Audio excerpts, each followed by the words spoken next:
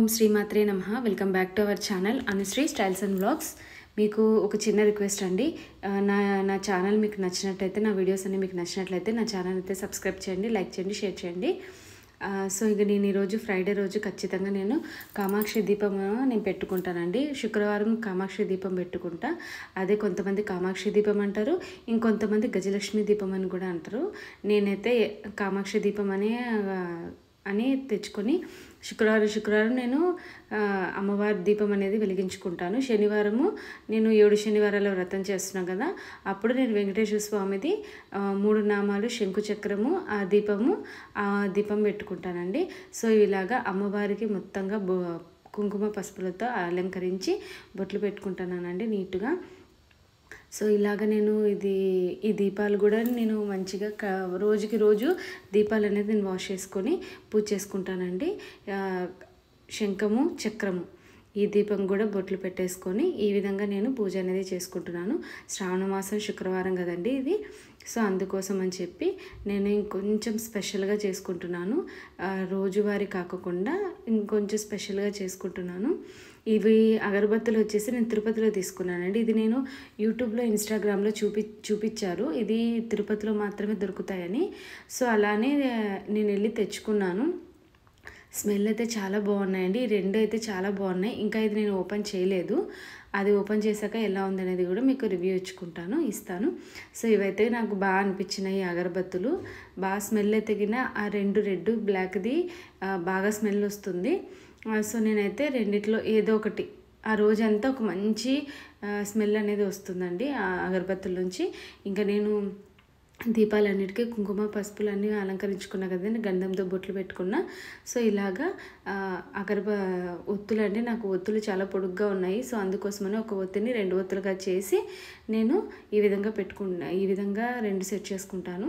కామాక్షి అమ్మ దీపంలో మటుకు 2 ఒత్తులు కలిపి ఒక ఒత్తిగా చేసి ఆ ఒక ఒత్తిని అమ్మవారి దీపంలో నేను వెలిగించుకుంటాను. సో ఈ విధంగా నేను అమ్మవారి దీపాలు ఇవన్నీ వేసుకుంటాను. అమ్మవారి కామాక్షి దీపం కింద ఒక చిన్న పీఠం అనేది పెట్టుకుంటాను. సో ఆ పెట్టడం పీఠం మర్చిపోయాను. ఆ వీడియో అనేది ఇదయిందండి. సో మీరు వీడియో ఎండ్ వరకు చూస్తే మీకు ఖచ్చితంగా వీడియో మీకు వస్తుంది. సో ఈ విధంగా నేను కొంచెం ఆయిల్ వేసాను. ఆయిల్ వేసిన తర్వాత ఏంటంటే మనకు కర్పూరం ఉంటుంది కదండి, ఆ కర్పూరము కొంచెం తీసుకొని ఆ ముందర ఒత్తులకు అనేది వెలిగించామనుకోండి, ముందర అంటిస్తే తొందరగా అనేది వెలుగుతుంది. ఎందుకంటే మామూలు ఒత్తి వెలిగించే కంటే ఇలా వెలిగిస్తే తొందరగా వెలుగుతుంది, ఈజీగా కూడా ఉంటుంది మనము ఒత్తి వెలిగించడము. ఇంకొకటి ఏంటంటే మనము పూలు పెట్టే వీడియో కూడా మాకు పెట్టాలా అని అంటున్నారు, అనుకోకండి. సో నేను ఎలా పెట్టుకుంటాను అనేది ఒకటి మీతో షేర్ చేసుకుంటున్నా అంతే. ఇంకా అయితే స్కిప్ చేయకుండా వీడియో ఎండ్ వరకు చూడండి. నేను దేవుళ్ళందరికీ ఇలాగ పూలు పెట్టేసుకుంటాను. ఇప్పుడు శ్రావణ మాసం వచ్చింది కదండి, శ్రావణ మాసంలో పూలు బాగా రేట్లు ఎక్కువ ఉన్నాయి. సో అయినా పర్లేదు, మనకు దేవుళ్ళ కన్నా మనకు ఎక్కువేం కాదు కదా. సో అందుకోసం అని చెప్పి నేను తెచ్చేసుకొని పూజ చేసుకుందాం. ఇది వచ్చేసి శ్రీచక్రం చాలా బాగుందని కామెంట్ సెక్షన్లో కామెంట్ చేశారు. సో అది వచ్చేసి నేను వైభవలక్ష్మి వ్రతం 21 వారాలు చేసుకున్నా కదా. సో ఆ వ్రతం చేసినప్పుడు నేను ఖచ్చితంగా నాకు శ్రీచక్రం కావాలని ఒక దాంతో అంతా ఎతికి నేను ఇలా ఉండేది తెచ్చుకున్నాను. చుట్టూ అష్టలక్ష్ములు ఉంటారు, మధ్యలో గజలక్ష్మి అమ్మవారు ఉంటారు, కింద శ్రీచక్రం ఉంటుందండి. సో అది తెచ్చుకొని నేను వైభవలక్ష్మి వ్రతం అనేది నేను చేసుకున్నాను. ఇంకొకటండి, మనం పూలు ఎన్ని పెట్టి పూజ చేస్తే అంత మంచిదండి, దేవుళ్ళకి కూడా అంత సంతోషంగా ఉంటుంది. నేను వెంకటేశ్వర స్వామికి ఈరోజు మళ్ళీ కొన్ని తులసాకులు తెచ్చి తులసాకులతో వెంకటేశ్వర స్వామిని పూజించుకున్నా కూడా మీకు ఆ వీడియో కూడా రన్ అవుతుంది, వస్తుందండి. సో నేను ఈ విధంగా అగరబత్తులతో దీపం అనేది వెలిగిస్తాను చాలా వరకు. నాకు ఎప్పుడు ఇదే అలవాటండి. మా అబ్బాయికి కూడా నేను ఇలాగే నేర్పించాను. సో ఇలాగ వెలిగించు నాన్న అని చెప్పి నేర్పించానండి.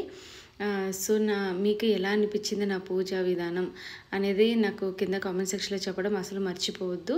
సో ఈ వీడియోకి నాకు ట్రైప్యాడ్ లేదు. సో నేను అందుకోసం అని చెప్పి ఇలా పట్టుకొని చేసుకోవాల్సి వచ్చిందండి.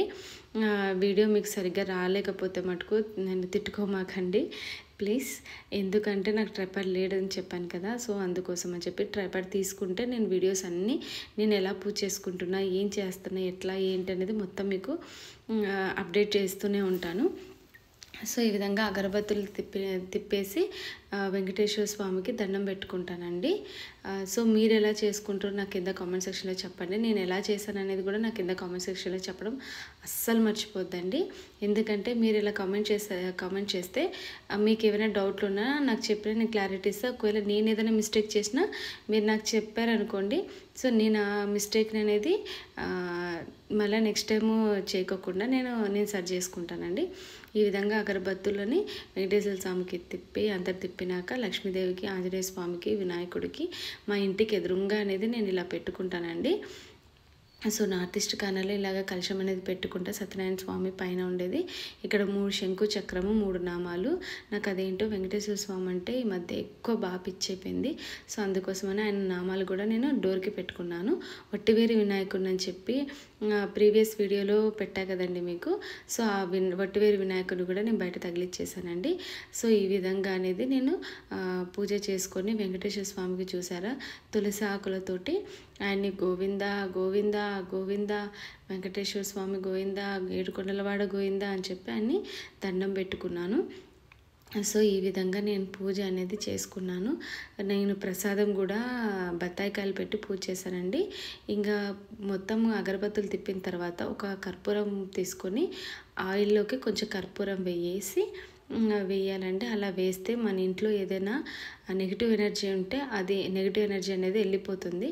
సో ఆ విధంగా వేసి దండం పెట్టుకోవాలి.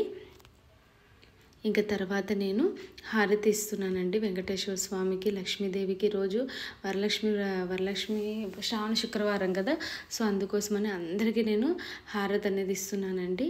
సో నా ఈ వ్లాగ్ అనేది మీకు ఎలా అనిపించింది మటుకు నాకు ఖచ్చితంగా చెప్పండి.